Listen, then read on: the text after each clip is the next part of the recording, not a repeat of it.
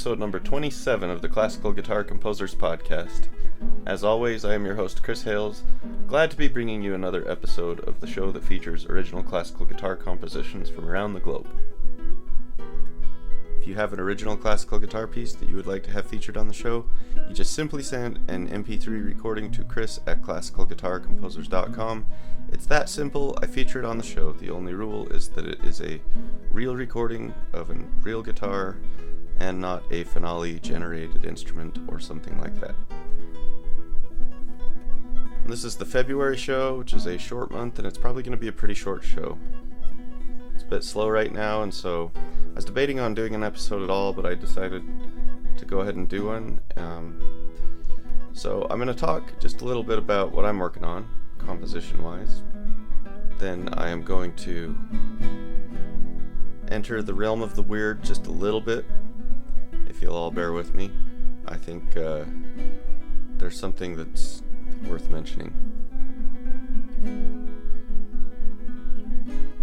And it's probably going to make me sound like a crazy person, but I want to talk about it. And then I'll read an email, and then I'm going to go ahead and show you one of my pieces, being that it's such a slow time. So I've got a short but nonetheless great show for you today. So sit back, get yourself an iced tea, and enjoy the program. I guess I also wanted to go ahead and do the show because I've got a pair of microphones, a matched stereo pair on loan from our good friend of the show, Parker Robinson, and I'm just trying these out because I'm trying to decide if I want to buy a pair of these. And I did some recording of some acoustic guitar with them, and I really like I'm kind of sold on them anyway, based on that, but I thought I might see how they work for the podcast, do a recording in stereo. I usually just use a single microphone and record my voice in mono, so we'll see how this goes. But I do really like these microphones. They are the Lewitt LCT 40s. So it has been a slow time of classical guitar for me, basically since around Christmas time. Every year around Christmas time, it just kind of takes over for a little bit because the kids are home from school and we're trying to get prepared for Christmas, and then we usually try to take advantage of everybody being home. I get some time off, and instead of using that for classical guitar, it seems to get filled up with other things, and classical guitar kind of takes a back seat. And I've just had a hard time getting it back to normal since then. I've been practicing, but I've been missing a lot of practices too, and they haven't been as productive. Now, classical guitar is not my only musical outlet, so a lot of stuff has been I've got several old electric guitars that have been put away for a few years that needed some work done on them, and I recently got them out, and started doing, I did a setup on one, and I have this other, it's an Ibanez that I bought in like either 99 or 2000, and it was not my first electric guitar, but it was the first guitar that I bought with my own money. It was like this one I fell in love with. Anyway, years ago, I broke one of the bridge mounting studs, which on that guitar adjust the action. I don't want to turn this into an electric guitar show, but I'm having a hard time finding a replacement stud, and I actually found this just threaded bolt. It was just completely threaded, and I used a grinder and I kind of grinded it into the shape of one of those action bolts, and it's kind of been a placeholder for years, but I've gotten that back out and did some work on it, and I really am trying to find another one of these bolts, and I found some online, but I'm having a hard time. I actually pulled the trigger and ordered some that I thought were it, and they were too small. Anyway, so some of that has taken over, and But man, when I'm unable to practice the classical, I start to get depressed and frustrated. It truly is. It's an incredible outlet for me. I need it. So I was kind of resolved to do today's show, partly based on that, because I need it in my life. And so, having said that, the composition has taken even more of a backseat, because for me it's always been practice usually comes first, then composition. And when a piece really gets going, the composition takes over everything until that piece is done. But that happens after a certain point, when the piece is really coming together. And right now, I have two different things I've been working on. The first one is a sonatina. I am doing a little 3-movement sonatina, but the first movement is like 80% finished, and it's the first time I've really pushed through and finished a piece. And I haven't quite finished it, but there's no surprises left. I'm just kind of figuring out little bits, but I don't like the piece very much. And usually, if I just force myself to do it, I'll start to find things I can do with whatever motif I've come up with, or whatever that I end up thinking turns out good. And in this case, it's just I'm not in love with it. But I just really feel like I need to finish something. So even with that one, it's got to be finished. And then I can at least have written something and move on to the next thing. I also have music worked out, but not as much, for the second and third movements. And those I do like. It's this first movement that's killing me. So the other thing I've been working on is a theme and variations. Again, I've got some good stuff here. This one is not a theme I've written. I'm using an old folk song as the theme, and I'm sure one that you're all familiar with, but maybe I'll save that till I actually finish and record the piece. A couple of variations are done, but it had a hard time moving forward with that. Maybe it's because I'm also trying to do this in tandem with doing my own arrangement of some Bach. It might just be a little too much. Anyway, I bring this up because I'm working on two forms that I struggle with. I have found that I have finished pieces in sonata form. You know what? I'm going to contradict myself, because I wrote this whole sonata one time, and I don't think it's very good. It's one of my first pieces, but the first movement was very Fernando Sor like, but not as good. But it was, I was very much writing in more of a classical tone, stylistically, and I think I just thought that doing it that way would be kind of simple, but in the end, I just don't think it was a very good piece. So I guess I have finished pieces that I didn't like. I thought it was pretty good at the time, but then it didn't take long before I realized, this was not my best work. But it was one of the first guitar pieces that I ever wrote, and then the second movement of that one was much more in a romantic vein. Anyway, I have found that every time I try to write in sonata form, like this sonata allegro form, I just seem to struggle with it. And I don't know why. I don't think it's like that complicated of a form. I think it's a very cool form. It's a form that should really have all kinds of potential, and does. And you see what a lot of great composers have done with it. In my mind, it's always like associated with the classical period, romantic period stuff. But we even have some great guitar examples, even from, the 20th century. And one I have been working on for a while is the Taroba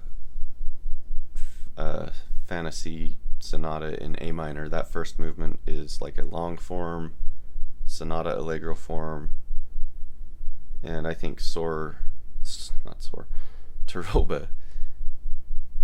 does an awesome job with it, and it's a form he didn't use very often. Anyway, I don't know, man. It's a form I struggle with, and I think it's because every time I've written using that form, I've sat down with the intention of writing a piece in that form. I want to do a sonata or a sonatina, so I'm going to do the first movement in that form. And then it's like, well, I know I need my primary theme, I know I need my secondary theme, and I need this transition, and I end up finding it very difficult. Maybe it's this, because I was going to say the same thing about theme and variations. I've only written one theme and variations in my life. It was when I was taking composition lessons, and it was an assignment, and I wrote this big long theme and variations for piano, and it's okay. It's not my best work, but it's what I was studying at the time and what I was going for. I think it's okay. It's nothing that I would ever put out for the masses, but I do have a lot of little compositions that I'm like, yeah, this, they show progress over time, But I've never been able to get one down for guitar. I've attempted it a few times. I don't know, man. I just seem to struggle with that variation too. And I'm thinking, just as I'm sitting here thinking this through and saying it out loud, I think what might be the case for me is that usually I sit down and I just start playing, and then the piece forms, and the form comes about just from what I'm coming up with, rather than I sit down and decide I'm going to write in this form. I would be interested in how you all approach that. Do you let the piece kind of take you where it wants, or do you sit down with a map in your mind that you want to fill in? I imagine most of us are probably more like what I was saying, where we see where the piece takes us. Scott Niebauer and I kind of discussed that a little bit when we talked, and I think that's the more fruitful thing for me. I've ended up writing, I've had a lot of success with rondos, and I don't think I've ever sat down and said, I'm going to write a rondo. I probably have, but it seems like what I write just sort of comes about working in a rondo form. I also have had a lot more success just writing simple forms, like, ternary. It's about most of my pieces fall into ternary or something like that. The stuff I've featured on this show, certainly. So, having said that, that's what I'm working on, and I was really hoping that sometime around now I'd be able to show you one of those pieces, but they haven't been recorded yet because they haven't been finished yet. And just sitting here talking about them has made me want to get back to work on them. I also realize, you're probably hearing it, I keep turning my head and then I have to stop myself. I keep looking away from these microphones. They're a little more directional than the mic I usually use. And I keep turning my head, so you might be losing the left channel. I'm going to stop doing that, sorry. Okay. So there's an update on my compositions going on currently. I do feel that we should always have something in the chamber. I like to. Even if it's not progressing forward, it's nice to at least have something other than like a massive concerto that I'd like to write someday. I like to have something that I've got going, even if it's going slow. I'm glad we had this talk. Now I'm going to go get to work. I also said that we were going to enter the realm of the weird a little bit today, and here is how. I've mentioned this to my wife before, and I don't think I've ever told anyone else, but I'm not sure. I maybe have. But ever since I was about 18 years old, I started noticing an interesting thing. So I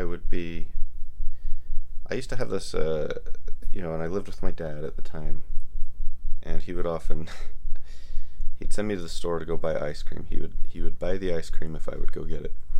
and we had this thing going for a while. And every time I would go to that store, on the way back, there was always this street light that would go out as I would drive by it. And I thought it was really weird, but I thought it was like, I assumed something was wrong with the light, or it was on a, I think what I first thought was that it was on a timer, and I was like driving by it at the same time every night, but it would happen almost every single time. And it was the same light, and sometimes it would go out before I drove by it, sometimes it would go out right as I was passing it, and sometimes it'd be just after, but almost always this light would go out. And I started noticing it happening with I started noticing it happening at all sorts. I mean, back then I was coming home at all hours of the night, so I come home at 3 o'clock in the morning. If I'm going down that road, that light goes out. And I thought it was really weird, and being of a sound mind, I would say I never thought of like it being any kind of real like paranormal phenomenon. I just thought it was weird. So since then, I don't know when I began to notice other lights doing it, but I can tell you it wasn't my car, because let me just get to the point. This has been happening now, not just with that light, but it started happening with other lights, and it doesn't matter what car I'm driving.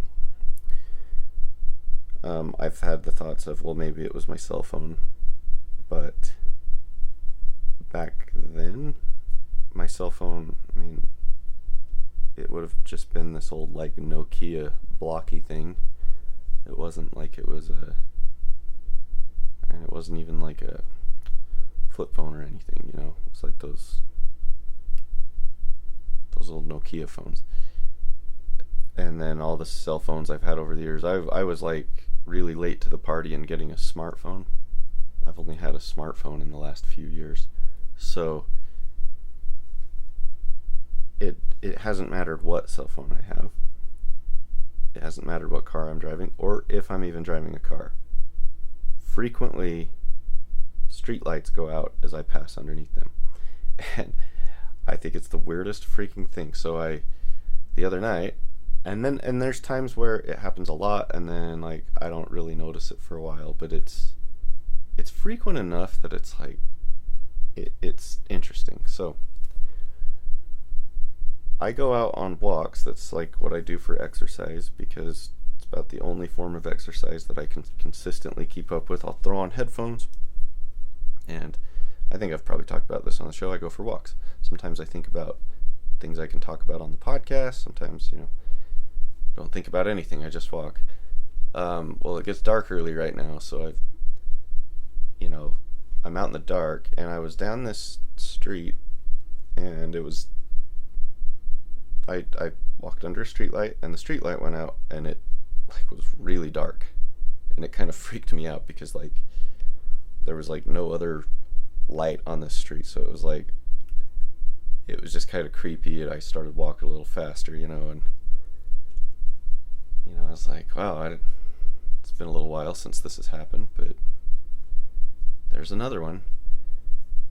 Then the following week, I was walking in a completely different part of town, passed under a street light, it went out. And I was like, well, there's 2 weeks in a row. So I mentioned it again that night to my wife, who gives me a look of, I can't quite tell if I know she believes me, but doesn't know what to say or think. That's fine. I wouldn't either. But I started looking it up, and I found an article on the internet. And then also the following night, after I mentioned it to her, I was driving home, and sure enough, passed under another light that went out. So I did an internet search, and I have found that this is a thing that other people have experienced. And there's an article, and it's titled Sliders and the Streetlight Phenomenon. I'm not going to read the whole article to you, but basically what I've found is that there are people that this happens to, and they call them sliders. Street lamp interference. So sliders. And apparently I'm a slider. Now, reading this article, it sounds like sliders tend to affect other electronic things like appliances, TVs and radios. Not me. None of that. Just streetlights. But a lot of streetlights. I have put out many a streetlight, and I don't know when they come back on. Like, I'm curious if they go out for 10 minutes, or are they out the rest of the night till the program restarts and they come on for the next night. I don't know.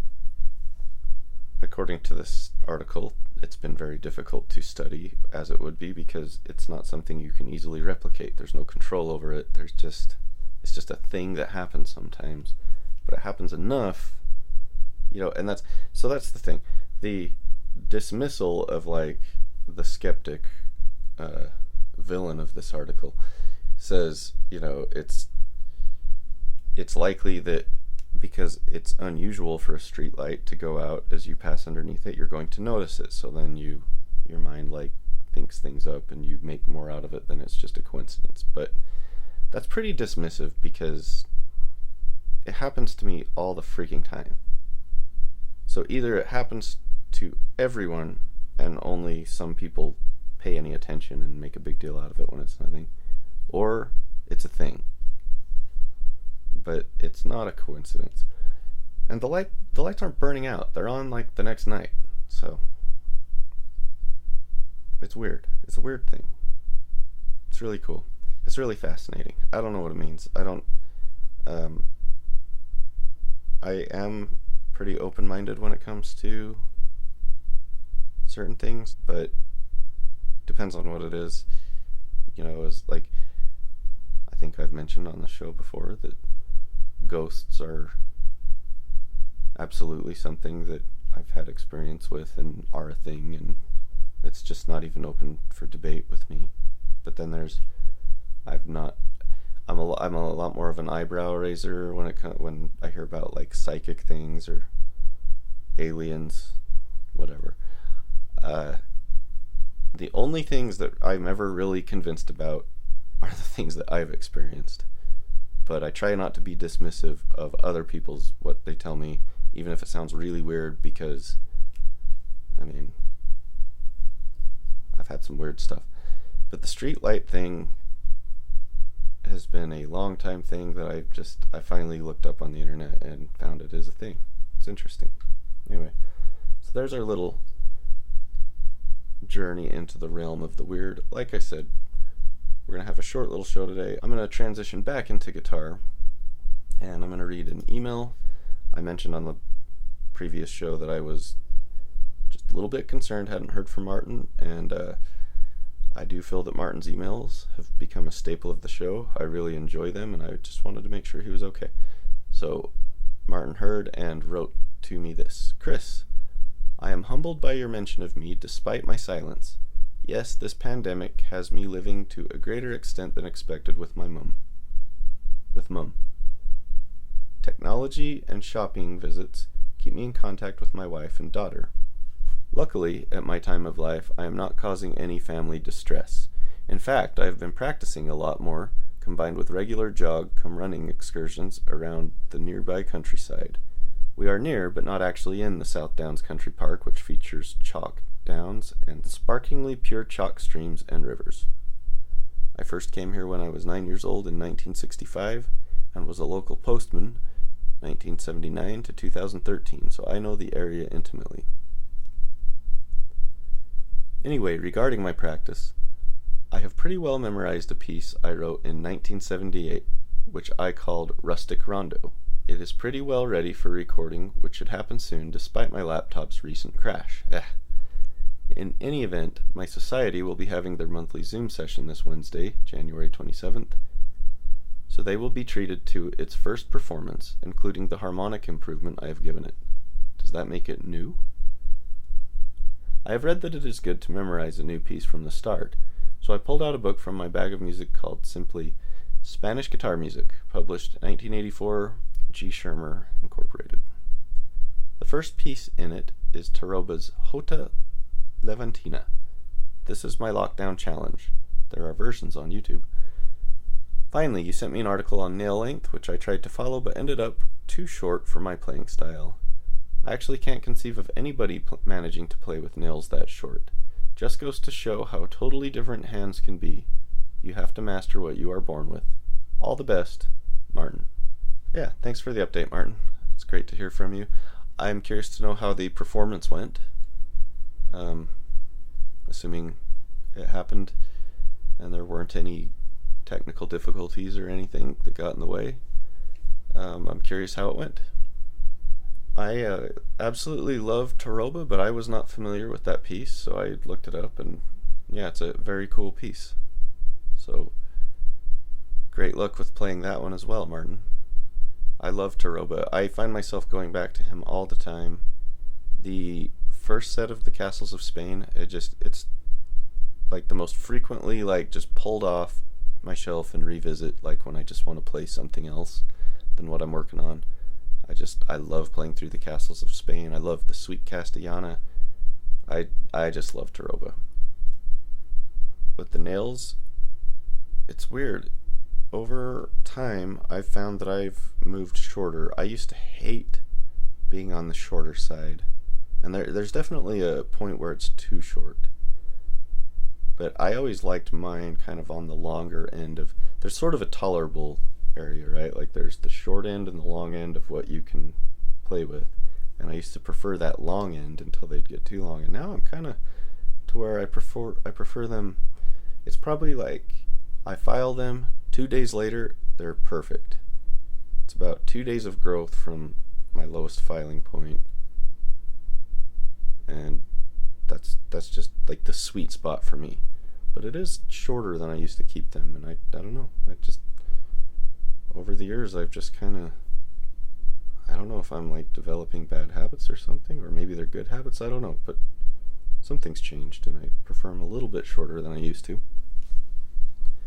And then I very much look forward to hearing that rondo, speaking of rondos. So, thanks, Martin. It's much appreciated to hear from you, as always. And if you'd like to hear music by Martin or any of the other composers we've featured, all the episodes of the Classical Guitar Composers Podcast are available for free wherever you stream podcasts. Wherever you got this one, you should be able to get the rest. I believe you can find Martin's music in episode number 18. Okay, and with that, we're going to move on to the music. I've got a couple of pieces from Etienne de Lavox in the chute, which I'll be throwing out there sometime in the near future, but we've had him a few times recently, and I don't want to just... He's provided a lot of music, and I love it, and I just don't want to burn through it overly quickly, so maybe next month, or sometime down the road, we'll feature some more unheard music from him, unheard on this show. So being that it's a slow time, I decided I'd throw in one of my pieces, and as much as I wish I had something new to show you, I don't. So I thought I would show you this piece I wrote. It's probably one of my first... Well, I know it's one of my first. It's not the first piece I ever wrote for classical guitar, but it's probably the first one that I ever wrote that I've performed it and recorded it. Like that sonata I was talking about earlier, I never recorded that. This one is the first piece I felt like was good. And now, looking back on it, I would certainly have done the ending different. And I actually went through a little bit of a debate with myself like 2 years ago or so with this piece, because I think it's a good piece, but I think that I would do the ending a lot differently now than what I did. And I actually went in to rewrite it, and then I kind of changed my mind about that and realized just let it be what it is. In its time, this is what I wrote. This is what I was capable of writing.